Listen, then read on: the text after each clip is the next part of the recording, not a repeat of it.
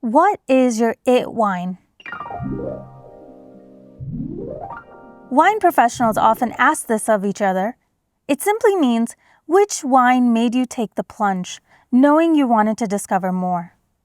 Often the answer comes with stories of how the wine made you feel rather than what it tasted like. My it wine took me to India.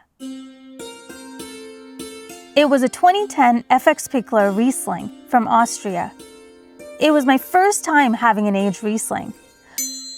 On first pour, you could see its honeyed color, the heavier body clinging to the glass. I'd never seen anything like it. Then came the swirl and sniff. One dip of the nose and you could pick up honey, maple, bruised pear, lemon skin, honeydew melon, wilting florals, and that classic petrol scent that only develops with age. As the wine stretched and yawned in my glass, it evolved. I smelled, I took notes, scratching at the paper as I couldn't pinpoint one distinct fruit hiding behind the others. The scent evoked a dusty memory. I catapulted to the Himalayas, where my family spent most of our Indian summers. Eureka! I'd found the scent. It smelled like the Himalayan fruit we so often picked from trees. The chiku, known as sapodia in English, is a brown, fuzzy-haired fruit with a caramelized stone fruit flavor, a grainy texture, and black seeds.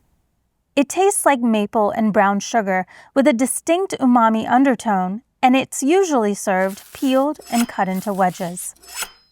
As a kid, I never liked chiku. Ooh, bleh. The grown-ups always insisted we eat them before my brother and I could go play. The scent of the fruit was embedded in my mind as a memory of hurried bites, sticky fingers from fishing out the seeds from our mouths, crisp mountain air, and an urgency to assemble for cricket or badminton with my cousins.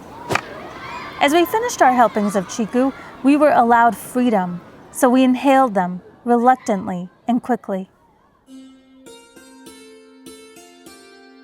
India is not known for wine. I didn't grow up with wine as part of the dinner table. Women consuming alcohol, was unheard of.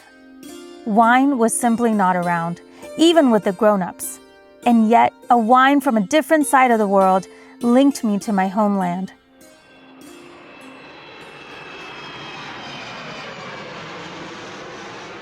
I was introduced to wine in the United States. It wasn't at a high school party or college hang.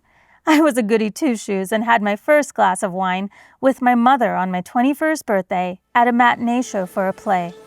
It was a sparkling rosé. I liked it because it was pink. Even though wine wasn't part of my vocabulary just yet, my mother played an important role in developing my palate. Growing up, she would serve my brother and me dinner and ask us to list every ingredient in the dish. I would rattle off ingredients like onions, garlic, tomatoes, and ginger. Easy points. Then we would dissect the harder ones. Cardamom, cumin, fenugreek. Is there sugar in this paneer? My brother would ask. Yes, just a dash, my mother would say proudly, noting it was her secret ingredient. An active kitchen was always the beating heart of the family, pumping out one flavorful dish after the next. So when I discovered wine, it was flavor I latched onto. The layers made sense as cooking does. The progression from field to bottle was akin to selecting ingredients for a recipe. I understood that the grape evolves like the way an onion does when sautéed in butter. Oak aging after fermentation adds depth and softness to a wine, much like homemade Indian pickles soften when you leave them in the sun. Or how the right wine can sing when paired correctly, just as a side of yogurt with dal is a match for the gods. Emotions and loving memories are universal. Food and wine can unlock this nostalgia. We hosted countless dinners at the house where my mother orchestrated endless spreads of curries, rotis, and rice puddings. She so unabashedly shared her cuisine that my friends would beg to come over if my mother was making samosas. Food allowed us to connect and flourish. Wine, though, was never meant to feel like my own, mostly because it wasn't part of my culture. Coming to the US didn't feel like my own at first either. As my family and I integrated and started building new memories, linking learned behaviors to new societal rules, we started fitting in. I went to high school and college in Florida, flawlessly picking up an American accent from all the years of watching the Disney Channel. I married my college sweetheart and worked as a journalist, reporting on American news as though I'd been a local all my life. More than fitting in, I started to belong. That night, in my Atlanta home, the Riesling was my aha moment. I could finally link wine not just to the bookish terms I was memorizing, but to a synapse of memory that happens so often with food. Memories can make you feel like you belong and that you're correct in your feeling.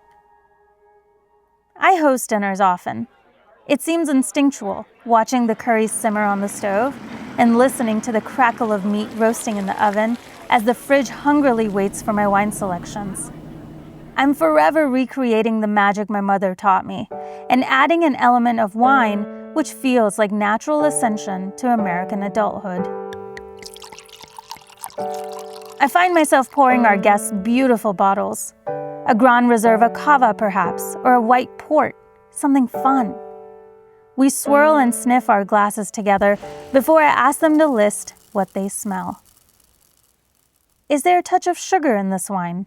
And for a moment in time, it all makes sense.